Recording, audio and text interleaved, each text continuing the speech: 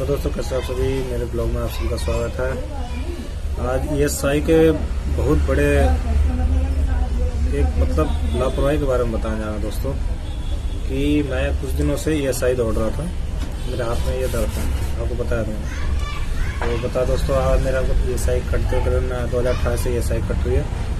और आज के में दोस्तों ऐसा ESI में कर दिए हैं कि एक तो सबसे बड़ी देखो मैं बताता हूँ। ESI जाते हैं, ESI कार्ड जरूर अपना लेके जा। ये ESI कार्ड देखो, ये मेरा ESI कार्ड है। ESI कार्ड जरूर लेके जा। ESI कार्ड पे जब आप जाओगे, पर्ची बनने से पहले अगर छोटी ESI का दोस्तों, सबसे पहले ESI ले जा। ESI कार्ड आपको सबसे पहले बोलेंगे चेक करवाने जाओ, चेक करवा के लेकर। तो दोस्तों मैं गया, एक दिन 29 तारीख को गया, चेक करवाने गया।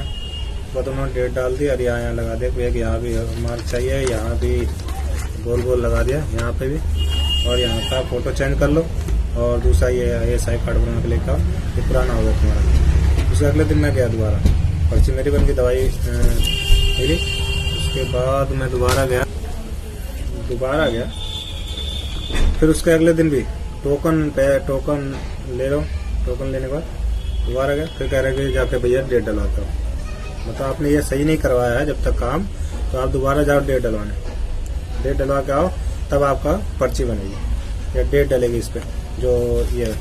और सबसे बड़ी बात दोस्तों, जब ये मेरी पर्ची बनी, टोकन लेने के बाद जब ये मेरी पर्ची बनने के बाद जर्नल में लिखा, देखो दोस्तों आपको दिखाऊंगा मेडिकल, तो जर्नल में लिखा। जर्नल में लिखने के बाद उन्होंने क्या किया, जर्नल वालों ने मुझे भेजा PMR में गया। तो वो कहते हैं कि डेट डलवा के लेगा। मैं जब डेट डलवाने के लिए दोबारा वहां गया तो कह रहे टोकन लेगा। दोस्तों पहले पर्ची बनाने के लिए टोकन लो, जर्नल में जाओ, जर्नल वाले अगर किसी और डिपार्टमेंट भेज दें तो वहां की डेट लेने के लिए फिर दोबारा टोकन लो। मेरा 99 नंबर था। उसके बाद फिर मैं आया था तो मेरा उस टाइम चल रहा था 200 और मुझे उस टाइम मिला 420 का नंबर टोकन। एक जगह दिखा लो, फिर दूसरा की जगह गया तो भैया उसकी भी डेट लेगा, उसके लिए भैया दूसरा टोकन लेगा। इतना दौड़ा रहे हैं बंदे को, कति परेशान कर दो। उसके बाद भी PMR जो ये है, जो सर PMR में जो सर है, उन्होंने मेरे साथ गया बकायदे कि ये डाल देंगे, बिना टोकन का नंबर डाल देंगे। गए बकायदे, कितना भी बोला उन्होंने नहीं सुना। प्लस में ये बोल रहे हैं कि भैया तुम्हारा कोई पर्सनल बंदा है या कोई तुम्हारा खास बंदा है तो आप कहते हो तो हम डाल देंगे। मजदूर कटवा रहे ESI पागल है। उनका खास बंदा रहे, कोई मेन बंदा रहे तो उनका डाल देंगे बिना टोकन के, वरना वैसे नहीं डालेंगे।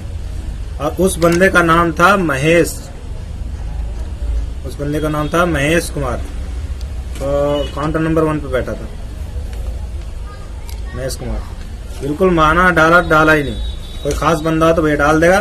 बाकी ये सबसे बड़ी खुंदक मेरे को तब आई, ये सब भूल जाते हैं कि ससुर के हमारी जो कटती है ESI, उसी से इनको तनख्वाह मिलती है।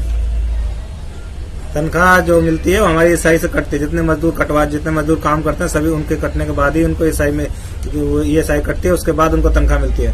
जैसे उनका कोई अलग से आसमान से पैसा नहीं आता जो तनख्वाह उनको बांटते हैं।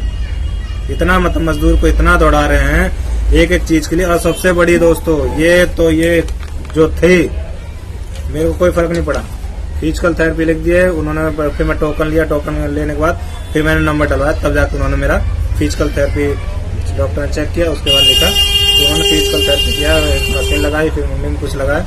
उसके बाद भी उन्होंने दवाई लिखी। कोई दोस्तों कोई फर्क नहीं पड़ा। फिर दूसरे के दिन गया, फिर मैंने बोला सर मेरे को आराम नहीं हो रहा है।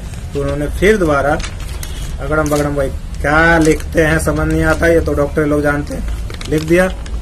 फिर जाओ फिजिकल थेरेपी करा, फिर मशीन लगा, इधर 5 दिन की थेरेपी, कोई मतलब नहीं इनको। इनका हम लोग इतनी ESI कटवाते हैं पूरा साल भर, 5 साल, तो जब तक काम कर रहे हैं तब तक कटवा रहे हैं। लेकिन इनकी इतनी औकात नहीं है कि ससुरा यहाँ लिख दें कि भैया एक्सरे करवा लो। हाथ में चोट में दर्द हो रहा है या चोट नहीं लगी तो भी एक्सरे करवा लो, 200-250 रुपए का बाहर हो जाता है। लेकिन इनकी इतनी औकात नहीं, जब हम ईएसआई कटवा रहे हैं जिसके जिम्मे पे पूरा साल भर, तो सारा कम से कम ये तो बोल दो कि भैया के जाके भैया एक्सरा लिख दो, पहले एक्सरा करवा के लेकर तब हम देखेंगे, तब पता चलेगा किस चीज का इलाज करें। बिना एक्सरा किए बस लिखे जा रहे हैं, फिजिकल थेरेपी करो, ये दवाई खा लो, इस तरह नहीं होती है करो, तो एक्सरा और एमआरआई के लिए इतना दौड़ा देते हैं। और गलती से किसी का लिख भी गया एमआरआई, इतनी लंबी डेट दे देंगे कि बंदा मर जाएगा, उसके बाद एमआरआई होगी उसके। इतनी लापरवाही है। तो हाथ जोड़ के है कि विनती बस यही है कि आप लोग सपोर्ट करें इनको, ये साई वालों को कुछ दिखाओ कि भैया हमारी जो तनख्वाह कटती है, सारे मजदूर मिलकर दिखाओ कि जो हमारी तनख्वाह कटती है उन्हीं से ही इनकी सैलरी मिलती है। इनके के लिए गवर्नमेंट ने अलग से नहीं तनख्वाह बांट रखी है ना।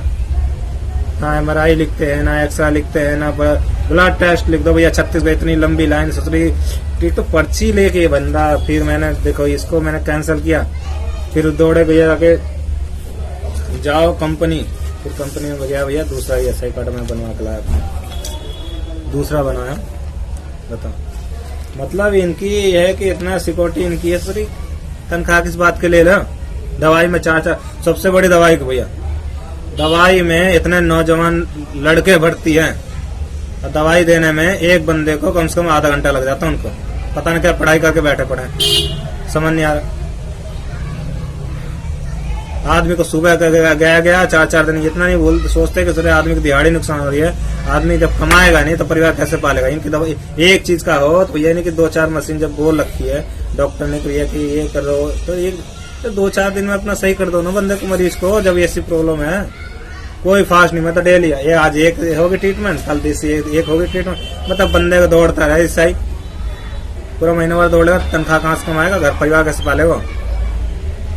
दोस्तों सभी लोग अपना सपोर्ट करें हमारा, इन ईएसआई वालों को दिखाओ कि हमारी जो कटती है तनख्वाह उसी से भैया इनका तनख्वाह मिलती है, नहीं तो भैया इनका आसमान से अलग नहीं टूट रहा।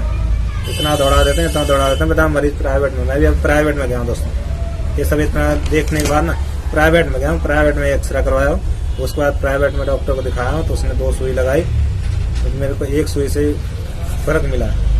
क्या ये चीज ये सब नहीं कर सकते? ईएसआई हम कटवाएं, उसके बाद भी ससुराल में दौड़ना पड़े, समझ नहीं आता क्या बात है। कितनी लापरवाही, जैसे इनके जेब से पैसा जा रहा है, अरे दे तो गवर्नमेंट ही रही है, हम लोग ही दे रहे हैं जो जा रहा है कटके। मतलब हमारे लिए सारी सुविधा रखी हुई है, तो इनको खास बंदा हो उसी को सुविधा देंगे, नहीं तो भैया हम लोगों के लिए नहीं है। मजदूर बेचारा दौड़ता रहे, कागदी दौड़ते दौड़ते मर जाए। दोस्तों बस यही है, बहुत परेशान हो गया था मैं इससे, इसलिए दोस्तों आज मेरे को वीडियो बनानी पड़ी। और सारी कतई ईएसआई कार्ड तो भैया लेके जाओ, तभी दवाई मिलेगी, तभी पर नंबर डलेगा, तभी टोकन ले लेगा। और अगर गलती से डॉक्टर ने लिख दिया 2-3 टोकन पहले ले लेना, पर्ची दिखा के, वो तो डॉक्टर ने उसमें लिख दिया, फिर दोबारा टोकन लो, तब भैया डेट डलेगी। महेश कुमार यादव अपना दोस्तों काउंटर नंबर 1 पे बैठता है, बहुत घटिया आदमी है, बहुत बेकार आदमी है।